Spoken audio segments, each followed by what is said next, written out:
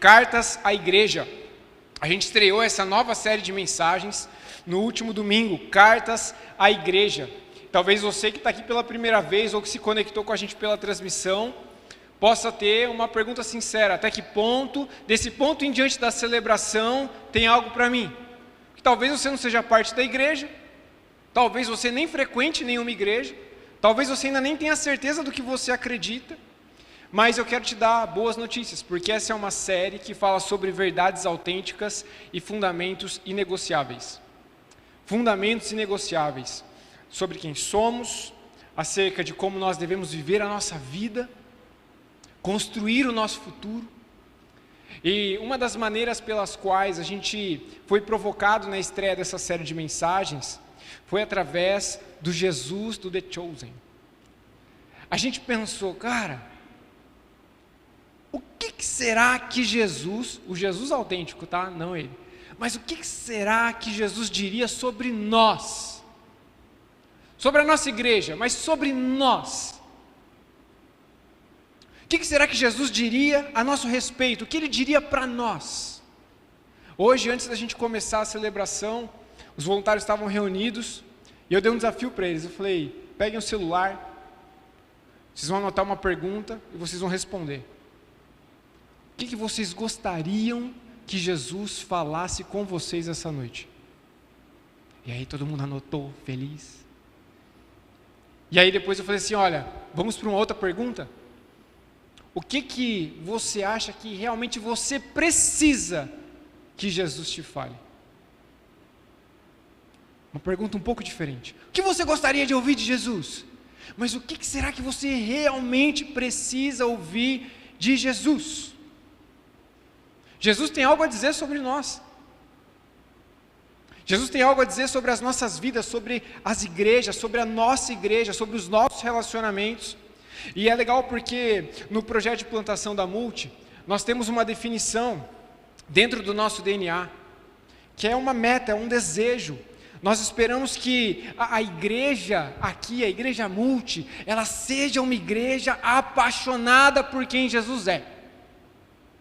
Uma igreja apaixonada por quem Jesus é e por sua, você pode falar comigo? Palavra, por sua palavra. Apaixonada por quem Jesus é e pela palavra de Jesus e pela missão de Jesus, o movimento de Jesus. Na prática, uma igreja que realmente está preocupada com o que Jesus pensa, com o que Jesus diz, com o que Jesus oferece, com aquilo que Ele ordena também. E é exatamente por isso que a gente começou essa série de mensagens. Porque, de acordo com o último livro da Bíblia, Jesus tem algo a dizer.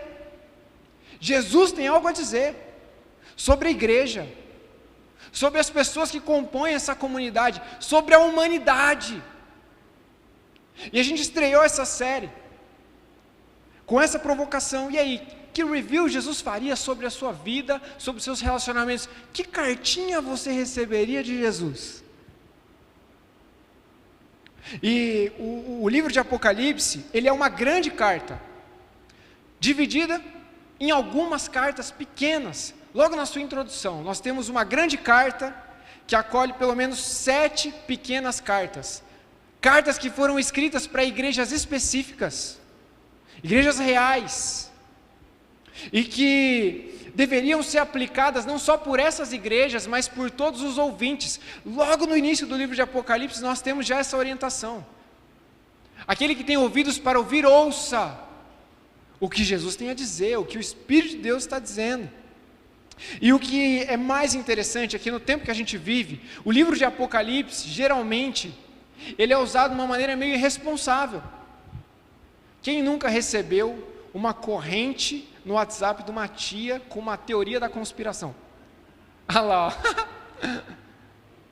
Geralmente, o livro de Apocalipse, ele surge no meio de uma catástrofe como uma ferramenta para ajudar numa especulação que, na maior parte das vezes, não resolve nada, não esclarece nada e ainda paralisa as pessoas de medo, confunde as pessoas. E a gente viu na estreia da série de mensagens que esse não é o objetivo dessa carta que está contida no finalzinho do Novo Testamento. O livro de Apocalipse, ele tem um objetivo, um propósito principal. E antes que a gente avance na nossa série, eu quero recordar com vocês. O livro de Apocalipse, essas cartas que estão ali dentro, elas servem para oferecer duas coisas fundamentais para todos os seres humanos, para todos nós: referência e perspectiva. Apocalipse é um livro extremamente prático nesse sentido. É uma carta que não foi escrita para confundir ninguém. Se tem uma coisa que as novas gerações estão enfrentando, é a falta de referências claras. Está todo mundo confuso. E o livro de Apocalipse vai trazer para nós referências claras. E, por consequência, através das referências claras, perspectiva. Uma maneira pela qual a gente pode cuidar da nossa vida aqui e agora, pensando no futuro e no fluxo dessa história que está sendo desenvolvida e que às vezes nos pega de surpresa. E a referência, a perspectiva que Apocalipse oferece, orbita em torno de 3 questões principais. A primeira questão é: quem é Jesus? Repete comigo. Hoje você é o pastor que pede para você repetir as coisas. Quem é Jesus? Que tipo de gente a gente deve ser? Vamos lá! E que tipo de postura a gente deve desenvolver?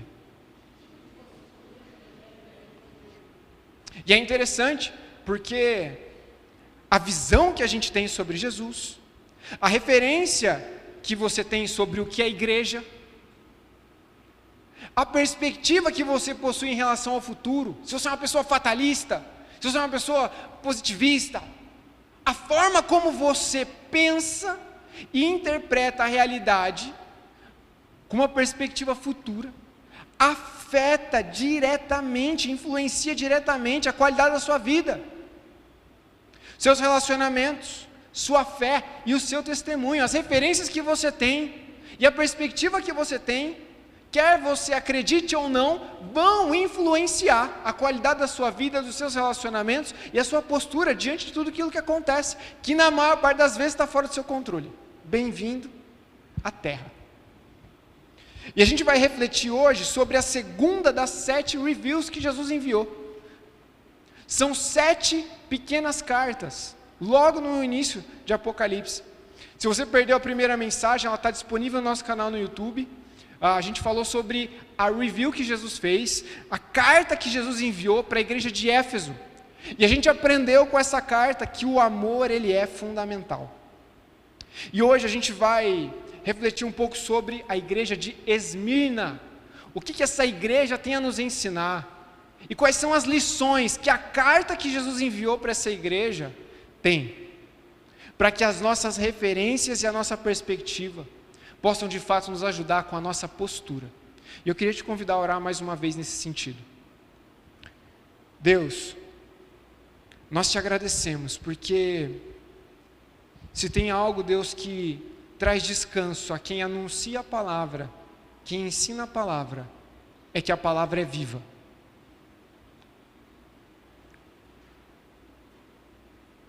Eu não sei como andam as referências. Eu não sei como estão as perspectivas. Mas o Senhor sabe o que precisa ser alinhado nessa noite entre nós, no nosso íntimo, no nosso coração. E eu peço, Deus, para que, à medida que a gente ler a carta para a igreja de Esmirna, que o Senhor possa trabalhar poderosamente, profundamente no meio desse auditório e em cada pessoa que está conectada com a gente pela transmissão. Eu não oro no meu nome, eu não oro no nome da Multi, eu oro no nome do Cordeiro que foi morto, no nosso lugar. Quem tem ouvidos para ouvir, ouça.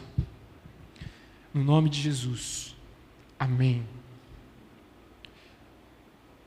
A gente vai abrir a nossa Bíblia, se você tem celular também, pode abrir seu celular.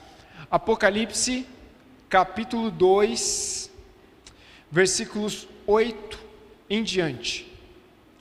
Antes da gente ler o texto, você pode abrir na sua casa, se você tem Bíblia para acompanhar. que a gente sabe sobre essa igreja com nome estranho? Se é que a gente tem alguma moral para falar de nome estranho de igreja. Multi. Imagina, no finalzinho do livro de Apocalipse, carta para a igreja Multi. Ia ser massa. O que a gente sabe sobre essa igreja, a igreja de Esmirna? A gente não sabe muita coisa. A gente não tem muita informação. Principalmente sobre a origem da igreja. O que a gente sabe é que essa igreja estava situada na cidade de Esmirna. E ela estava a 56 quilômetros aproximadamente da cidade de Éfeso, da primeira carta que foi enviada para aquela primeira igreja na estreia dessa série de mensagens. A gente não sabe muito sobre a plantação dessa igreja, como é que ela surgiu. Nos registros de Atos, por exemplo, nas cartas do apóstolo Paulo, no movimento de plantação de igrejas, à medida que a igreja vai crescendo e se espalhando na região da Ásia, a gente não tem uma menção de como é que essa igreja chamada Esmirna surgiu. Só que, do ponto em que ela é citada em Apocalipse em diante, essa igreja merece a nossa atenção. E essa carta, ela é digna da nossa atenção. Uma cidade hostil pra caramba. O Império Romano predominava toda aquela região. Ali havia um grande templo de adoração a Zeus. Sabia disso? Havia um templo dedicado para César também. Então a adoração ao imperador Domiciano acontecia ali. Falei para vocês, no contexto em que Apocalipse foi escrito, o imperador Domiciano, ele era cruel. Ele era arrogante, havia o culto ao imperador. E essa cidade, ela estava no olho do furacão. Essa igreja de Esmirna está situada num lugar extremamente hostil a esse negócio de viver e compartilhar a fé em Jesus, de igreja. A situação era muito delicada para essa igreja. E a gente vai ler então um review que Jesus faz, que é de tirar o fôlego. Vocês abriram aí? Apocalipse capítulo 2, 8 a 11. Escreva essa carta ao anjo da igreja de Esmirna. No último domingo a gente abriu esse parênteses. O que é o anjo da igreja de Esmirna? Não é o anjo que está voando. Anjo aqui no grego é o mensageiro, é o responsável. E essa carta vai ser então enviada de Jesus para o responsável pela igreja de Esmirna, para que ele pudesse ler essa carta e ensinar essa carta. Essa é a mensagem daquele que é o primeiro e o último, que esteve morto, mas agora vive. Conheço as suas aflições, eu conheço a sua pobreza, mas você é rico. Eu sei da fofoca que tem corrido solta sobre você. Eu sei sobre a blasfêmia, sobre a zombaria, sobre as acusações, o que as pessoas têm falado sobre vocês. Eu sei. Olha, essas pessoas se dizem espirituais, elas seguem o judaísmo, mas não são. Olha o que Jesus vai falar aqui. Na verdade, eles são seguidores do capiroto. Já pensou, você achar que você é hiper espiritual e Jesus está olhando e falando assim, não, você segue a concorrência. Não tenha medo do que você está prestes a sofrer. O diabo lançará alguns de vocês na prisão. Mano, essa carta começa a ficar meio bizarra. O diabo vai lançar alguns de vocês na prisão a fim de prová-los. E vocês terão aflições por 10 dias. Mas, se você permanecer fiel diante da morte, eu lhe darei a coroa da vida. Quem tem ouvidos para ouvir, ouça o que o Espírito diz às igrejas. Quem for vitorioso, não sofrerá o dano da segunda morte. Vamos ler junto comigo o versículo 11. Quem tem ouvidos para ouvir, ouça o que o Espírito diz às igrejas. Que carta intensa.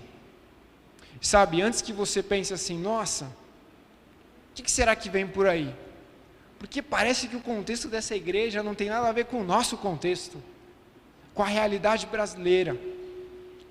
com o tipo de cristianismo que a gente vê hoje no mundo ocidental, ao entorno do globo, sei lá, o que você possa estar imaginando. E antes da gente avançar, eu fiz questão essa semana de usar algumas ferramentas para levantar informações sobre cristãos que estão sendo perseguidos nos dias de hoje, que estão lidando com pressão, com dor, com rejeição. Então, quero te pedir para você anotar algo no seu celular. Você tem celular aí? Só não vai para o Instagram, beleza? Abre aí o bloco de notas, uma mensagem. Eu quero te desafiar a entrar num site chamado Portas Abertas. E não vai dar muito trabalho não, na hora que você abrir, na página principal tem lá notícias sobre cristãos perseguidos, notícias atualizadas. Lendo essa semana e pensando no desafio de pregar esse texto, minha oração é para que a gente tenha ouvido para ouvir. E que a gente trema diante dessa carta e a gente honre esse tempo chamado hoje de oportunidade. Primeira aplicação, diante da leitura dessa carta, não poderia ser outra. Essa carta começa com uma declaração de referência e perspectiva sobre Jesus. Aquela igreja precisava ser lembrada da perspectiva pela qual elas deveriam olhar para Jesus, continuar pensando em Jesus. A gente precisa enxergar Jesus pela perspectiva certa. Tem muitas opiniões por aí sobre Jesus. Tem muitas vozes que tentam ditar para nós a forma como nós contemplamos Jesus, como nós imaginamos Jesus, como nós lidamos com Jesus. E é interessante porque logo no versículo 8, a carta começa com uma ordem. Jesus dá uma ordem para João, ele diz, olha, escreva essa carta.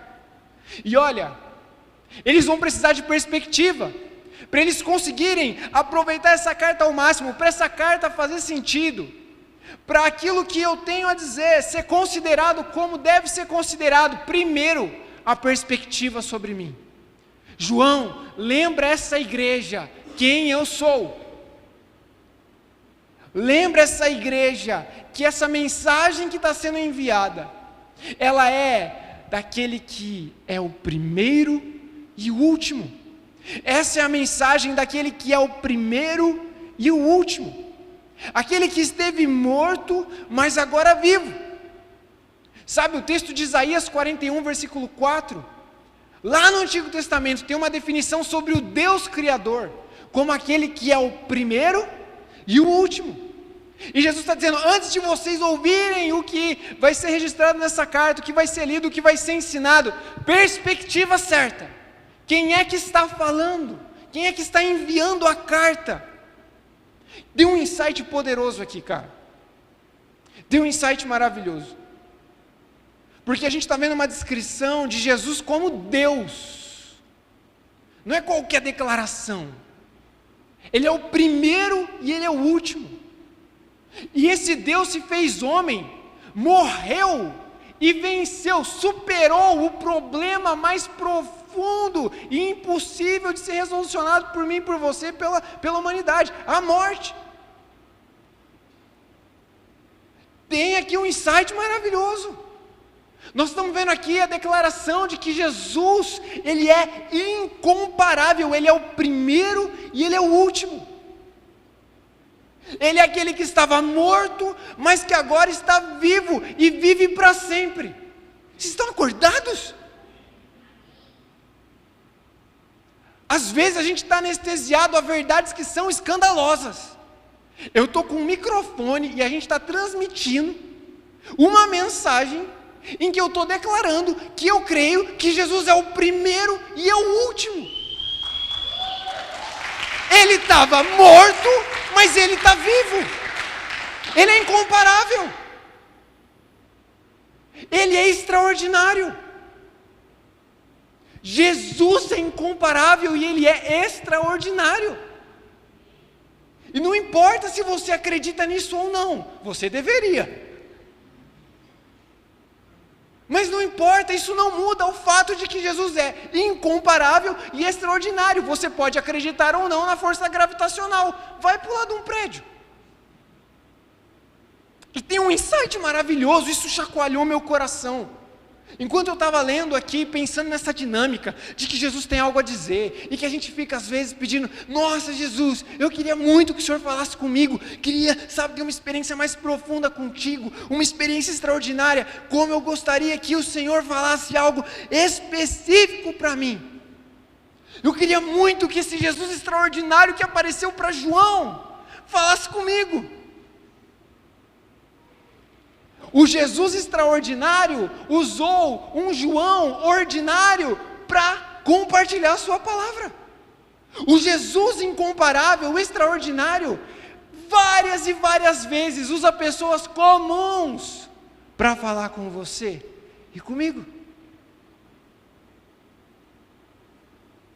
Posso te fazer uma pergunta sincera? Você tem ideia do que está em jogo, se isso aqui é verdade? Você enxerga Jesus assim mesmo? Que perspectiva você tem sobre Jesus? Tem gente que tem uma memória afetiva com Jesus como carpinteiro, como pescador. Veio até uma música para eu cantar, mas eu não vou cantar, que depois o processo vem. E não está errado lembrar de Jesus assim, mas deixa eu te falar uma coisa, Jesus ele é o primeiro e ele é o último. Ele estava morto, mas as escrituras, e inúmeras testemunhas, registros bíblicos e extra-bíblicos, como várias vezes a gente expõe aqui na Multi, testificam dessa declaração. Jesus ele é incomparável, ele é extraordinário. Você enxerga Jesus assim? Essa é a perspectiva pela qual você imagina ou pensa em Jesus? Tem Jesus para todos os gostos agora, até socialista, tem o capitalista também, tem o de esquerda, tem o de direita. Jesus é o primeiro e ele é o último, ele é a referência que nós precisamos. E é interessante porque Jesus não só declara isso para João e fala assim, escreve aí na cartinha, eu sou o primeiro e eu sou o último. Escreve aí, ó, eu estava morto, mas eu estou vivo. Olha comigo o início do livro de Apocalipse. Apocalipse capítulo 1, antes da carta de Éfeso e antes da carta de Esmirna que nós estamos lendo. Apocalipse capítulo 1, dos versículos 9 a 17. Vou até beber água para ler isso aqui.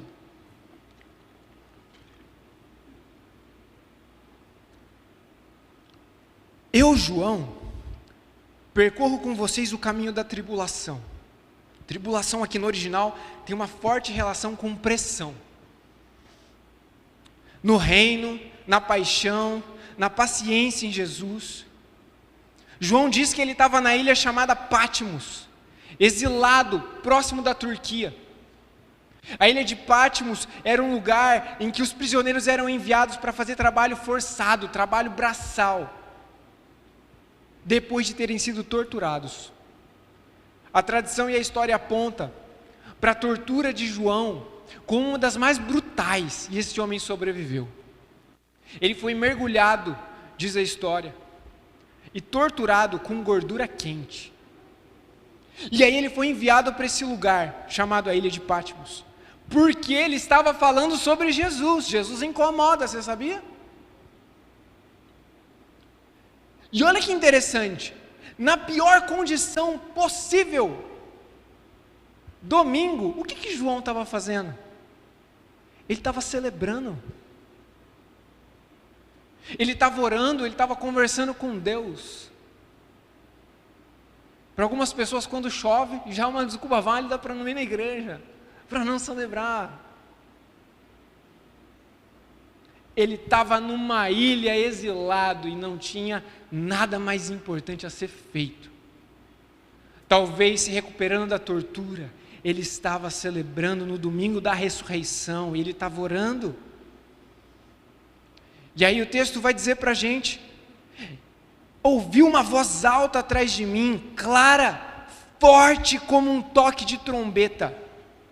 João, escreva, escreva no livro o que você vê, envie a 7 igrejas, olha aí, a igreja de Éfeso, nós já lemos a carta à igreja de Éfeso, envie uma carta para a igreja de Esmirna, Pérgamo, Tiatira, Sardes, Filadélfia, Laodiceia, já dei spoiler, falta um percurso pela frente, hein? E aí João se vira, eu me virei e ouvi a voz, eu vi um candelabro de ouro, aqui é uma linguagem poética, para as igrejas, eu vi as igrejas representadas, e no centro dessas igrejas estava Jesus, com uma túnica, um peitoral de ouro, cabelo branco como a neve, olhos como chamas de fogo, um símbolo mostrando que Jesus sonda o nosso interior, Ele nos conhece, Ele vê o que ninguém vê, Ele sonda o que ninguém pode sondar, os pés como bronze refinado na fornalha, pronto para colocar as coisas em ordem, sua voz era como muitas águas, como catarata, segurava as 7 estrelas, aqui a menção dos líderes dessas igrejas, debaixo da autoridade de Jesus, e olha, da boca de Jesus, aqui o símbolo de uma espada afiada, o que Jesus fala é poderoso, seu rosto como o sol, quando está próximo da terra. João viu tudo isso, João era o melhor amigo de Jesus, João, quando viu tudo isso, ele estava acostumado com Jesus carpinteiro, com Jesus pescador, com o mestre, com o rabi, mas quando ele vê, e a perspectiva dele é realinhada sobre quem é Jesus, ele cai como quem está morto aos pés de Jesus. A mão direita de Jesus levantou João e disse: não tenha medo, eu sou o primeiro e eu sou o último, eu estou vivo, eu morri, mas eu voltei à vida, e agora eu vivo para sempre.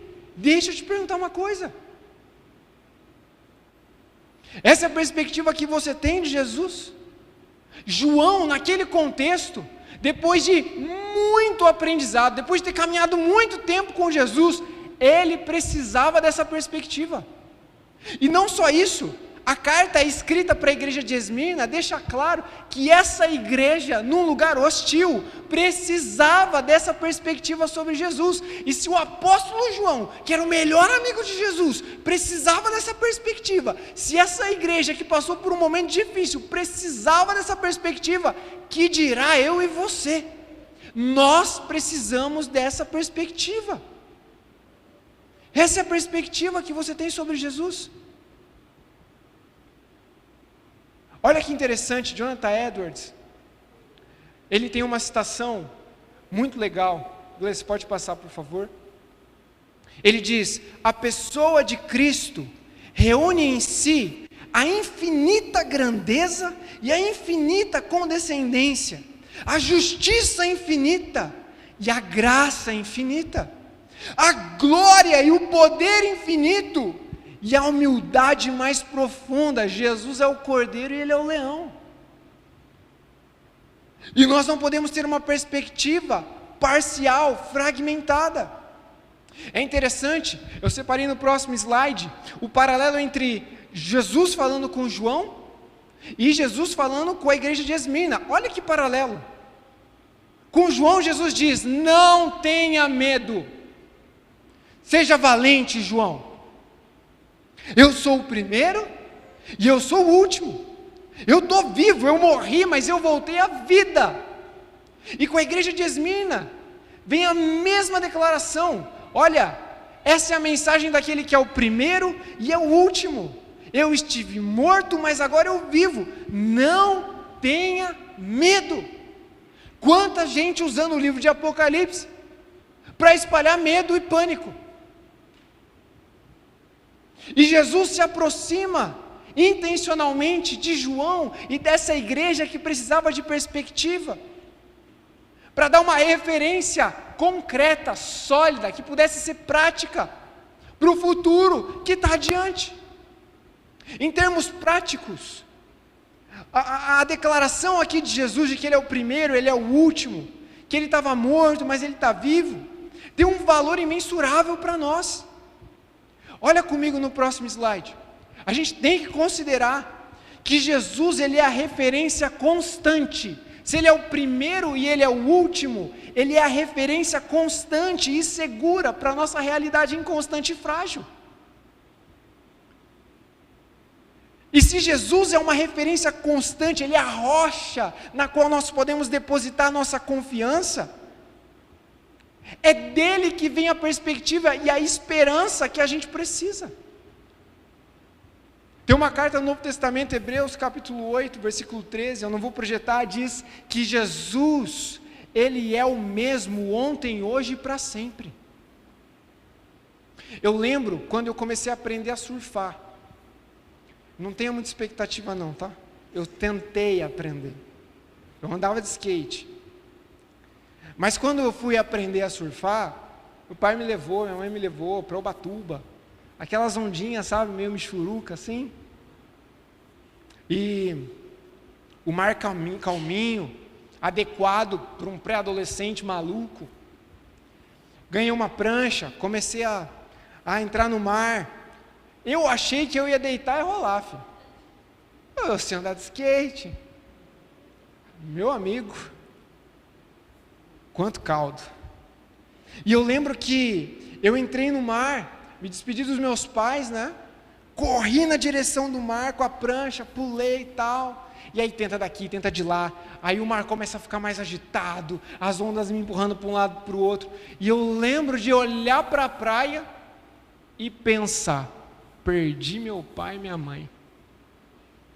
Fiquei sem perspectiva, porque eu perdi a referência. E meu pai percebeu isso, teve que me buscar lá no outro canto da praia. Aí ele chegou em mim e falou: Tiago, vou te dar uma dica. Você pode tentar surfar, pode se divertir, mas vez ou outra, se certifique de que você está com o olho na referência. O nosso guarda-sol é esse aqui, ó. E se você estiver olhando para a referência, você não vai perder a perspectiva. E você vai ter condições de conseguir desfrutar e fazer tudo o que você quer fazer. E é mais ou menos isso. Jesus, ele é a referência que a gente precisa, ele é o Deus autêntico, Senhor sobre tudo, sobre todos, esperança apesar de tudo, e à disposição de todos. Jesus, por ser a referência constante e segura, ele é a esperança, apesar de qualquer coisa que possa acontecer, e à disposição de todos nós. Você tem essa perspectiva sobre Jesus? Posso te falar uma coisa? Jesus tem uma perspectiva sobre você. Jesus tem uma perspectiva sobre mim. A segunda aplicação é essa. Jesus tem uma perspectiva certa sobre nós. Nós precisamos ter a perspectiva certa sobre Jesus, porque Ele tem a perspectiva certa sobre nós. Para pensar nisso. Olha comigo o versículo 9. Versículo 9 diz o seguinte: eu conheço as suas aflições. Jesus está dizendo para essa igreja: eu conheço as suas aflições e a sua pobreza. Eu sei da fofoca que está correndo, eu sei das calúnias, eu sei de toda a rejeição, eu sei de tudo que você está enfrentando, eu conheço. A expressão conheço aqui, ela tem uma conotação de intimidade, uma conotação relacional. Jesus conhece. Ele está dizendo: eu tenho a perspectiva certa sobre vocês, eu conheço vocês. Eu estou lembrando vocês quem eu sou. A perspectiva certa sobre mim, ela é fundamental. E quando vocês têm essa perspectiva, vocês devem também se lembrar que eu sou aquele que é a referência para dizer quem vocês são ou quem vocês deixam de ser. Conheço suas aflições, conheço sua pobreza. A aflição aqui é pressão. Tem alguém passando por pressão? Tem? Cara, quanta pressão, a vida é maluca. Eu conheço as pressões que você enfrenta. Jesus está dizendo para essa igreja. E a expressão pobreza aqui não é qualquer tipo de pobreza. Não é que está com o nome sujo no Serasa. É uma pobreza de uma miséria, uma indigência, uma situação de carência de teto. Jesus está falando para essa igreja assim: eu sei quem são vocês. Eu sei das pressões que vocês estão vivendo aí na cidade de Esmirna. Eu sei que vocês estão lidando com uma pobreza absurda e com a falta do básico. Eu sei que vocês não têm mais teto, vocês perderam tudo por minha causa. Jesus está dizendo: eu sei que tipo de pressão vocês estão submetidos. Eu sei da pobreza. Eu sei que não tem moradia. Eu sei que para alguns de vocês não tem nem a comida do dia mais. Todos nós enfrentamos pressões. E se tem uma coisa que a gente é diminuir a pressão do outro e achar que ninguém sabe o que nós estamos passando. Que tipo de pressão você está passando nesse momento? Para fazer um diagnóstico rápido da sua vida. Pressão financeira?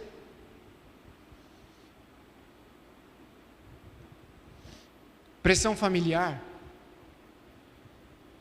Tem algum BO no grupo da família? Ela levantou a mão ali. Pressão emocional? Pressão social? Pressão espiritual? Quem sabe, opressão? A boa notícia é que Jesus está dizendo para essa igreja, Ele pode dizer para mim e para você nessa noite assim, ó: eu sei. Eu sei das pressões que vocês enfrentam. Eu sei. A igreja de Esmirna estava sob uma pressão avassaladora. Ela tinha sido rejeitada do meio social. As pessoas que tinham meios para ganhar pão, para empreender, para trabalhar, foram perdendo seus contratos. Foram sendo isoladas por dois grupos majoritários em Esmirna. O grupo das pessoas que seguiam o judaísmo, que não queriam nada com Jesus e estavam perseguindo a igreja. E o grupo que prestava culto ao imperador Domiciano. Esses dois grupos estavam fazendo de tudo para prejudicar ao máximo pessoas simples, comuns, por causa da fé delas em Jesus, por causa da perspectiva que elas tinham sobre quem Jesus é, que Ele era o primeiro e Ele era o último, que Ele era aquele que tinha morrido, mas que estava vivo. E as forças políticas daquele tempo, as forças religiosas estavam se opondo contra essa igreja, uma comunidade minoritária na cidade de Esmirna. Muita gente perdeu tudo naquela época. E não só isso, eram submetidos às vezes a pressões psicológicas do tipo: ou você nega que Jesus é o primeiro e o último, ou você nega que Ele estava morto e que agora está vivo, ou a gente vai fazer um espetáculo vivo com vocês. E a gente vai colocar essa igrejinha no meio de um anfiteatro e nós vamos matar vocês, nós vamos celebrar enquanto vocês morrem. E é interessante quando a gente pensa em experimentar pressão, num primeiro momento a gente associa pressão com consequência. E sim, é verdade, que não seguir o caminho de Jesus, não ter o temor de Deus no coração, pode te colocar em muita enrascada, pode te levar a experimentar pressões avassaladoras e consequências dramáticas. É verdade. Tanto é que Jesus disse: venham a mim todos os que estão cansados e sobrecarregados, venham aprender comigo como é que se deve viver, porque eu vou aliviar vocês e vou ensinar um novo tipo de ritmo da vida. É bem verdade que entregar a vida para Jesus, seguir Jesus, é reaprender a viver, a se relacionar, e isso muitas vezes nos poupa de muitas pressões, isso abençoa muito a nossa vida. Mas é bem verdade também que seguir Jesus e fazer a coisa certa, do jeito certo, pode te colocar em muita enrascada também.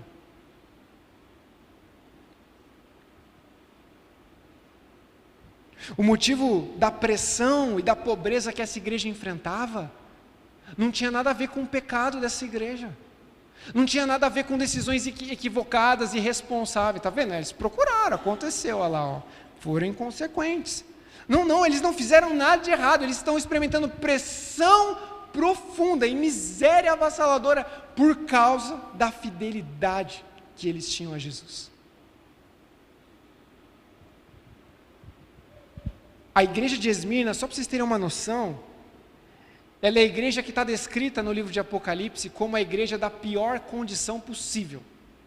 É aquela igreja que se ouve uma notícia assim, que ó, tem um beozaço lá, nossa, aconteceu, sei lá, uma enchente na cidade, ó, deu ruim lá, nossa, a galera está passando um sufoco, estão passando um perrengue. É aquela igreja que se você for lá, você está indo para ajudar, mas depois você volta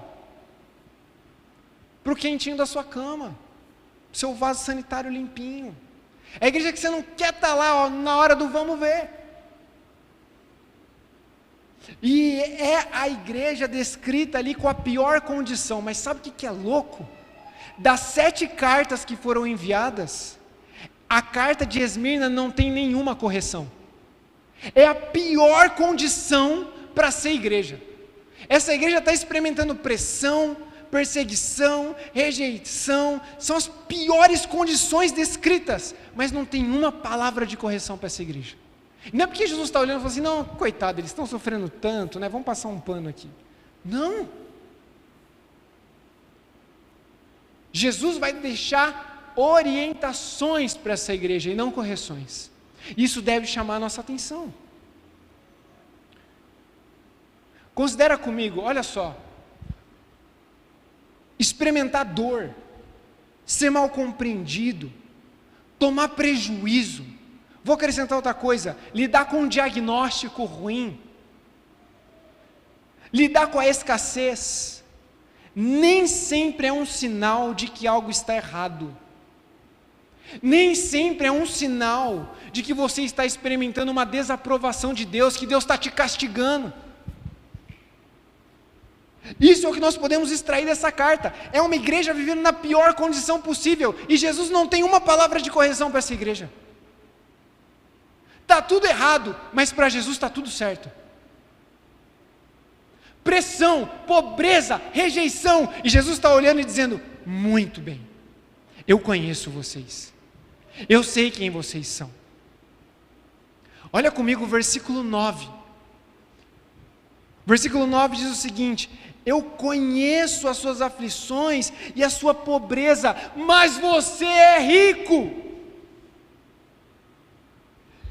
As circunstâncias estão tentando rotular essa igreja. As pessoas estão tentando rotular essa igreja. Essa igreja está lidando com uma crise profunda, existencial, e Jesus está dizendo, eu conheço vocês. As circunstâncias podem levar algumas pessoas a achar que vocês estão sob pressão porque eu abandonei vocês, porque eu estou contra vocês. Algumas pessoas podem olhar para a pobreza de vocês e dizer, cadê o Deus de vocês? Cadê? Mas eu digo, vocês são ricos. Quando nós temos a perspectiva certa sobre quem é Jesus, nós podemos ouvir dele a perspectiva certa sobre quem nós somos. Nada, ninguém pode definir, pode rotular a sua vida para além das declarações que Jesus tem sobre você. Se você colocou a fé em Jesus, nem tudo é o que parece ser. Graças a Deus, porque nenhum diagnóstico pode definir quem você é se você colocou a fé em Jesus.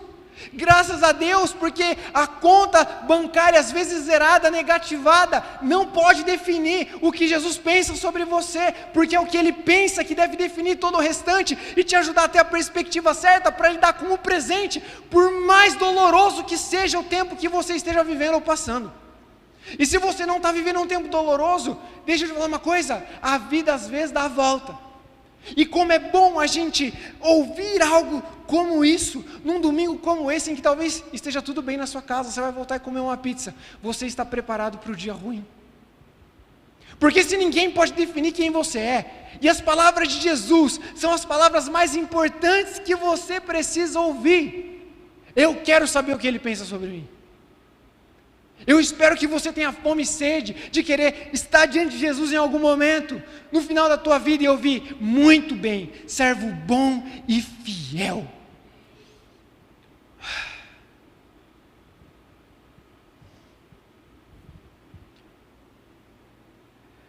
Tem uma questão. Nós não somos a igreja de Esmirna. Então sim, é maravilhoso pensar que é o que Jesus diz sobre nós que define quem nós somos, mas Ele está dizendo algo sobre outras pessoas, não sobre nós. É para isso que serve o contexto da Bíblia.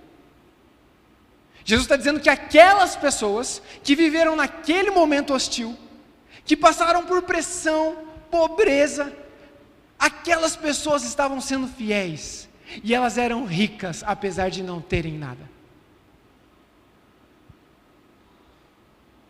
Apesar de não terem resultados para apresentar para as pessoas.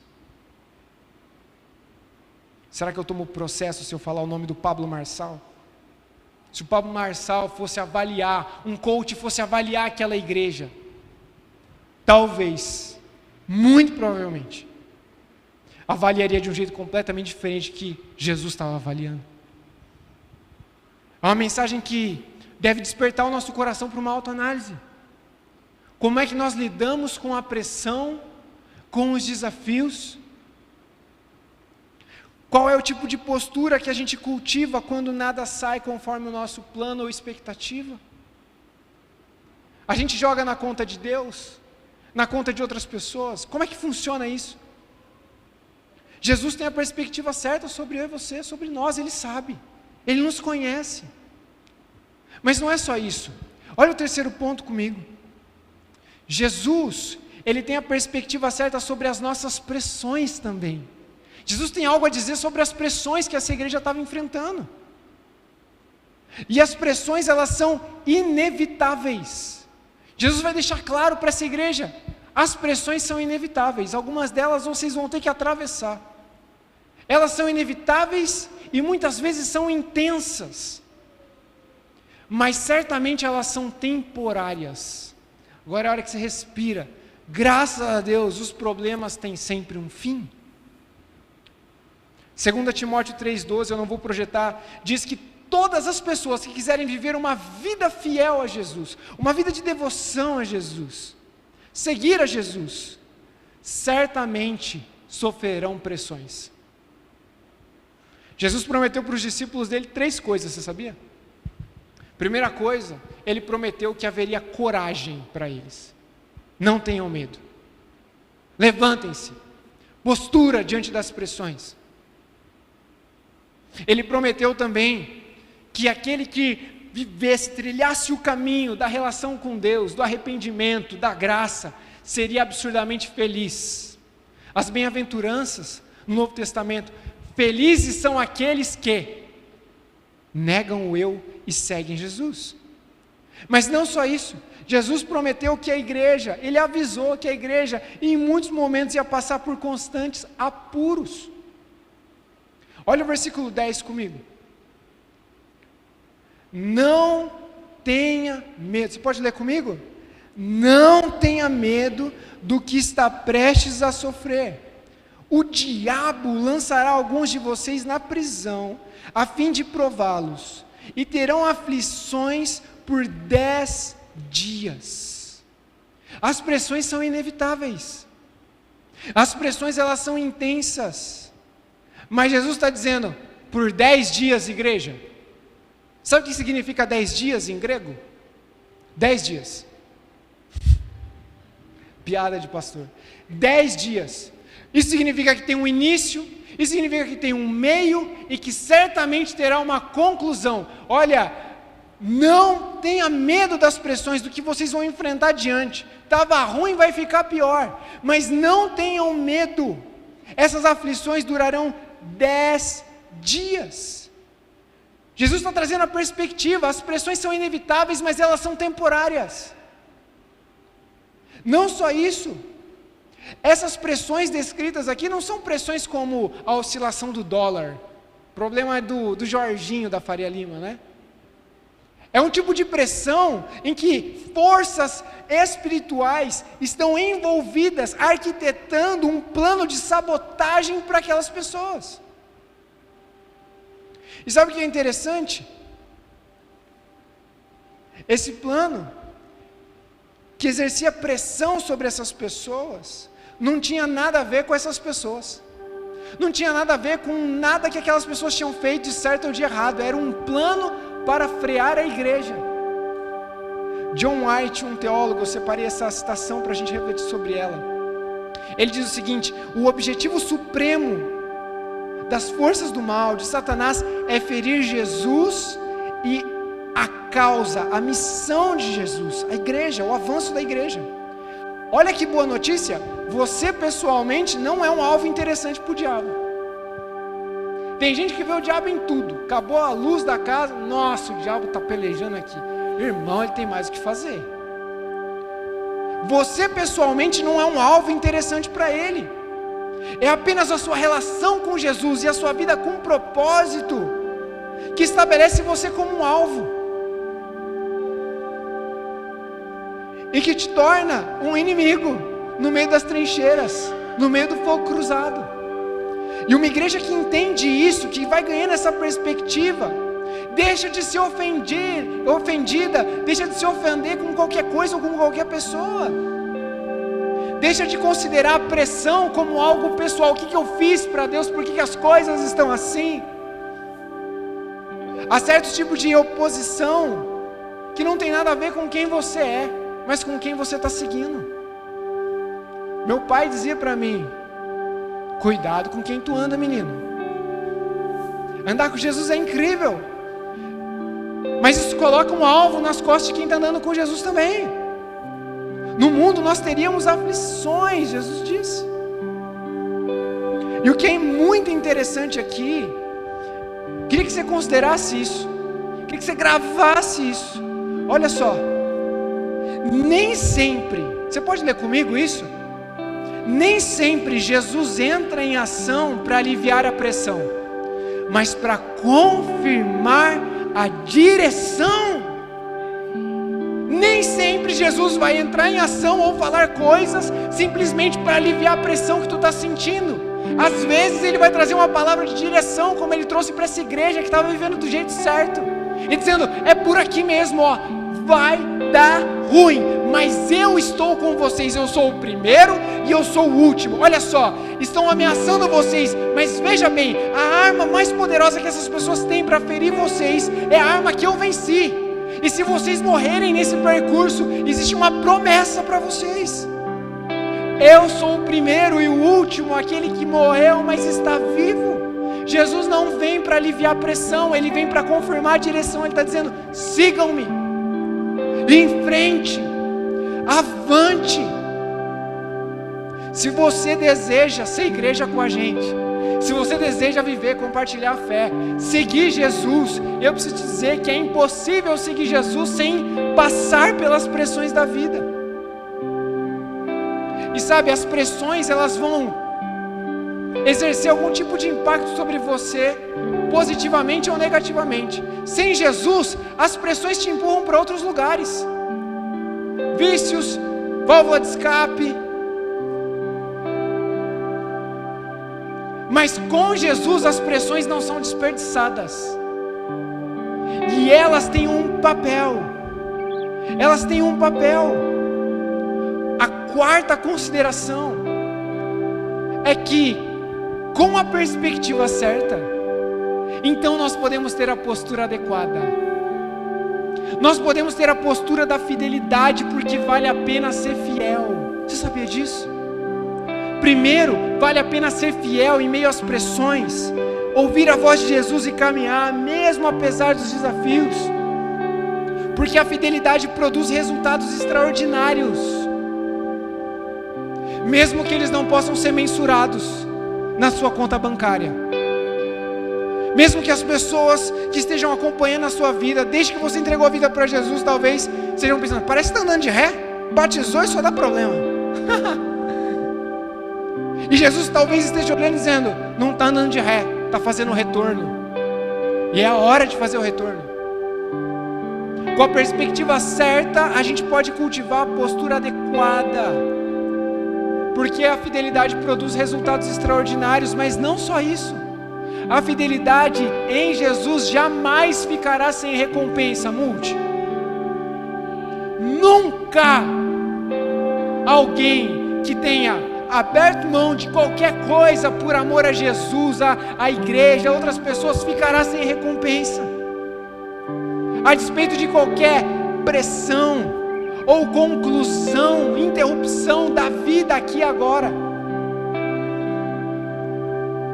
Jesus está chamando a gente nessa noite para avaliar o tipo de postura que a gente tem em meio às pressões da vida. Enquanto eu pensava nesse texto, vocês têm fôlego ainda? Enquanto eu pensava nesse texto, eu me lembrei de uma mensagem que eu ouvi e de uma carta que leram de uma missionária de 20 anos. E eu falei, cara, eu preciso resgatar essa carta. Eu preciso ler essa carta hoje, na nossa mensagem, porque ela tem tudo a ver com o que nós estamos descrevendo aqui, que vez após vez acontece com quem está no caminho certo.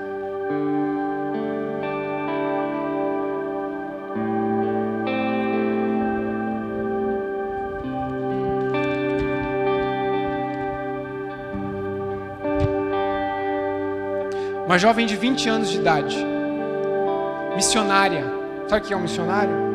Alguém que entregou a vida para Jesus, se apaixonou por Jesus e falou, como é que é a vida sem Jesus? Não faz sentido. Quanto tempo eu demorei para conhecer Jesus? E alguém que, na maior parte das vezes, se oferece de corpo e alma para que outras pessoas possam conhecer Jesus.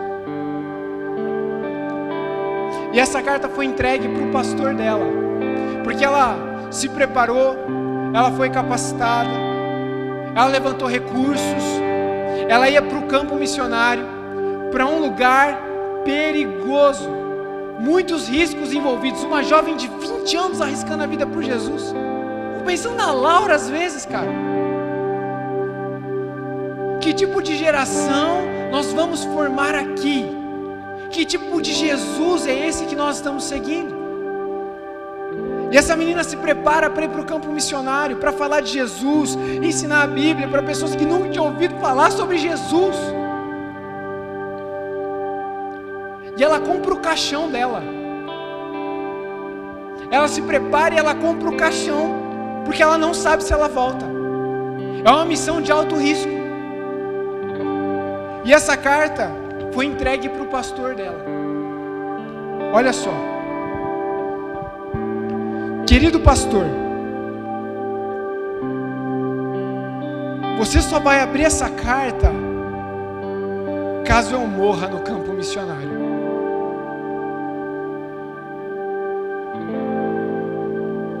Quando Deus chama, pastor, a gente não olha para trás, né? Não tem arrependimento. Não tem prejuízo grande o bastante que ofusque a vocação, a missão, o prazer de falar de Cristo. Eu compartilhei com o Senhor o meu coração. Eu falei o máximo que eu pude enquanto o Senhor me preparava para eu ir para o campo missionário. Eu demonstrei o meu amor pelas nações. Eu nunca me vi chamada para fazer turismo, para ir para lugares diferentes e usar a igreja para isso. Eu fui chamada para seguir Jesus, e havia uma convicção profunda no meu coração que Ele estava me chamando para ir como missionária. Obedecer era o meu objetivo, e eu sempre soube que sofrer e experimentar pressão seria parte do processo. A glória é dele, mas a recompensa será minha. Sabe, pastor, o coração missionário se importa mais do que alguns pensam que é sábio.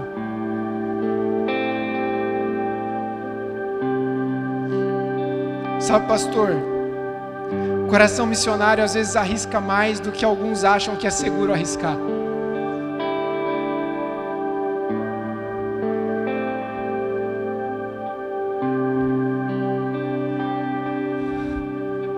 Sabe, pastor, o coração que conheceu Jesus como seu maior tesouro sonha mais do que alguns acham que é prático, que é possível. E esperam mais do que alguns acham que se deve esperar. Eu nunca fui chamada para o conforto, pastor, ou para o sucesso, mas para a fidelidade.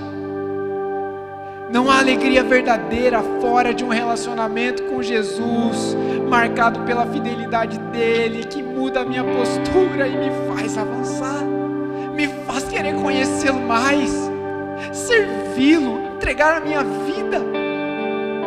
Pastor, eu amo você, eu amo a nossa igreja, agora sob os cuidados de Jesus.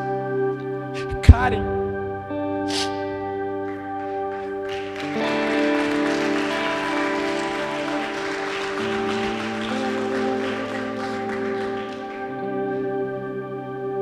me perguntaram essa semana o que a gente quer dizer com viver e compartilhar a fé em Jesus de maneira autêntica. Sabe o que a gente quer dizer? Um tipo de relacionamento verdadeiro com Jesus, selvagem, não domesticado, não adestrado, vir na igreja quando é conveniente, ler a Bíblia quando sobra tempo, servir, exercer generosidade quando sobra dinheiro. Não, um relacionamento autêntico, um relacionamento de fidelidade. Um pai fiel, um esposo fiel, é alguém que não olha para trás quando tem pressão e fica difícil, é alguém que dá a mão e atravessa a fornalha junto. Sabe, talvez a carta dessa menina para algumas pessoas seja uma ofensa. Como deixar uma menina de 20 anos fazer uma loucura dessa? Morreu tão cedo. Como pode uma menina que talvez tenha sido até mal preparada, porque não tem nenhum resultado positivo, foi pra lá, morreu? Olha só que história trágica. Como é que vocês estão comemorando alguma coisa como isso? Como é que vocês estão aplaudindo isso? Não tem nenhum resultado. Será que valeu a pena o sangue que essa menina derramou?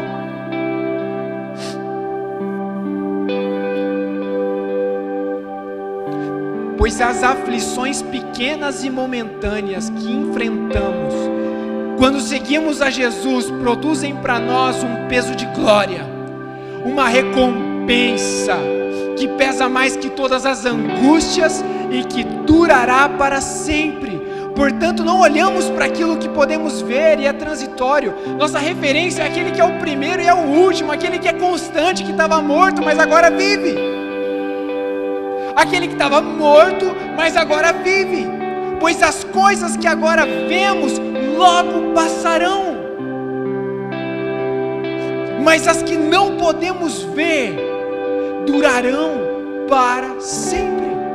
E sabe, tem algo que Deus ministrou no meu coração durante esse sermão a semana inteira. Eu vou ser bem autêntico. Quarta-feira à noite eu deveria estar estudando o sermão. Sabe onde eu estava? Eu deveria estar estudando a Bíblia. Sabe onde eu estava? Sentado na minha cama, resmungando com a minha esposa. Algumas circunstâncias da minha semana, do último mês, que eu comecei a olhar, avaliar e falei assim: cadê Deus? Não é possível, nós fizemos alguma coisa errada, não é possível que as coisas deveriam estar desse jeito. E sabe, aos poucos isso foi inflamando meu coração e eu fui resmungando. Estou sendo autêntico, devia estar lendo a Bíblia, cabeção pra caramba. Estava lá resmungando, avaliando a realidade pela minha perspectiva. E eu falei muitas coisas com Deus e com a Aline naquela noite. Aos poucos Deus foi acalmando meu coração. E vinha um pensamento só na minha cabeça: tu devia estar lendo a Bíblia, Tiago. Tu devia estar preparando o sermão, porque eu quero falar com você e com a igreja. E você está gastando tempo demais avaliando os resultados. E aí eu vou estudar o texto. E Deus começa a chacoalhar o meu coração, começa a mostrar para mim a perspectiva de Jesus sobre uma igreja que estava lidando com muitos problemas e pressões, não porque tinham feito algo errado, mas porque tinham feito tudo certo. E aos poucos, Deus foi ministrando meu coração e gerando em mim uma convicção de que Ele está me chamando para ser um homem que não respeita coisas ou pessoas apenas pelos resultados aparentes. Sabia disso? Tem gente que entra aqui, olha para tudo isso e está mensurando: nossa, que legal, que prédio grande, nossa, que legal, mas o menino é novo pra caramba, mas será que tem algum resultado dessa igreja, mas que não sei o quê, definindo se fica ou não fica aqui pelos resultados aparentes que podem ou não ser mensurados. Deixa eu te falar uma coisa, a carta que essa igreja recebeu está dizendo o seguinte: você pode correr um grande equívoco se você respeita só resultado.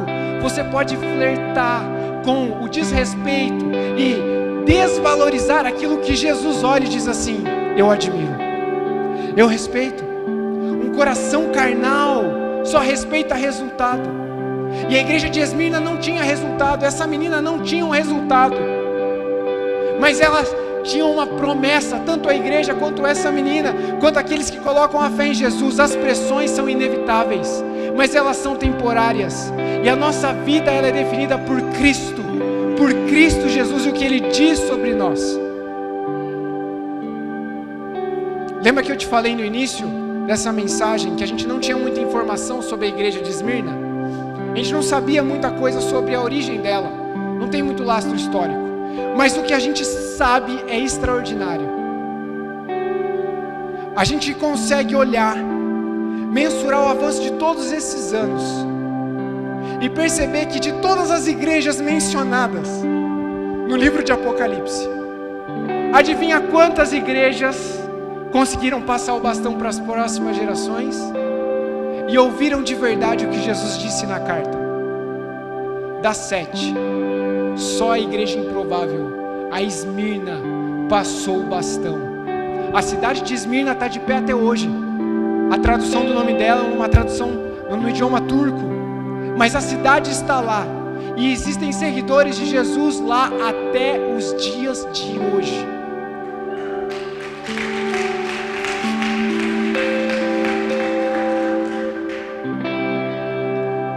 Olha comigo o versículo 11. O versículo 11 diz: quem tem ouvidos para ouvir, ouça o que o Espírito diz às igrejas. Quem for vitorioso não sofrerá o dano da segunda morte. O preço de uma vida fiel é alto, sabia?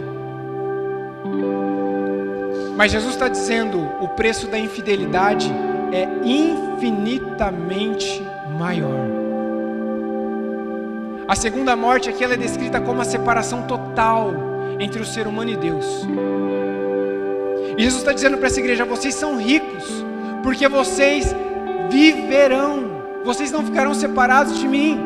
As pressões virão, os prejuízos serão sim experimentados, e alguns desses cristãos até morreram defendendo a fé. Mas essa igreja era rica porque ela tinha a referência certa, a perspectiva certa e a postura certa, e havia confiado todas as fichas, apostado todas as suas fichas em Jesus Cristo de Nazaré.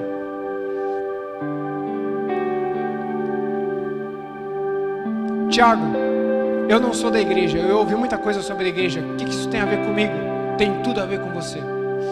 Porque talvez você possa olhar para o seu passado e pensar assim: cara, eu não enxergo fidelidade a Jesus. Talvez tenha áreas da minha vida que eu tenho dificuldade, que eu sou infiel. Talvez pessoas aqui que colocaram a fé em Jesus e que podem ser autênticas, reconhecer em alguns momentos: eu sou uma pessoa infiel. Deixa eu te dar uma boa notícia: Jesus Cristo de Nazaré foi fiel no seu lugar. E a igreja de Esmirna só foi fiel porque ela não tirou os olhos de Jesus, que havia sido fiel primeiro. Então ela tinha a referência e ela tinha a perspectiva para atravessar as pressões e encontrar com Jesus do outro lado da margem. A pergunta que eu tenho é: você consegue afirmar a mesma coisa nessa noite? Eu queria te convidar a ficar de pé junto comigo, para nós orarmos.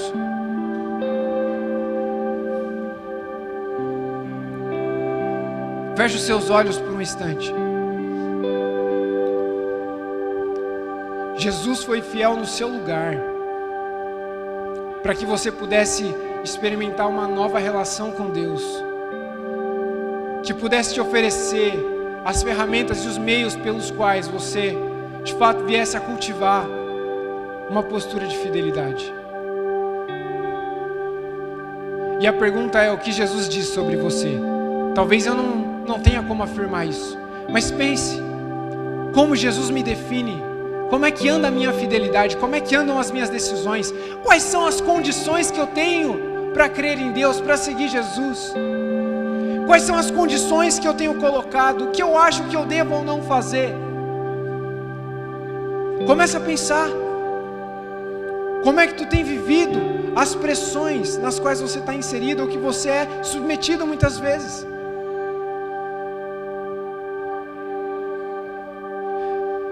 Deus, no nome de Jesus, nós queremos pedir agora para que o término dessa celebração desafiadora, Senhor, essa é uma carta desafiadora, porque ela é encorajadora para Esmirna, mas ela é muito confrontadora para nós. Nós temos mais do que Esmirna tinha. Nós temos mais recurso, nós temos mais tempo, nós temos mais oportunidade, nós temos mais conexões, nós temos muito mais coisas que aquela igreja tinha. Mas se nós formos sinceros, por vezes nós temos menos fidelidade para apresentar ao Senhor. Quando as coisas ficam difíceis, a gente corre o mais rápido que a gente pode, tentando achar a rota com o menor prejuízo possível. Deus, faz de nós uma igreja que olha para frente, que te adora no meio das pressões. Ah, Jesus, uma igreja que não está mensurando só resultado imediato. Livra do nosso meio posturas, Pai, orgulhosas, em que as pessoas estão simplesmente respeitando o resultado. Faz de nós pessoas que estão preocupadas com o que Jesus está preocupado e com o que Jesus diz. Deus, faz de nós uma igreja fiel.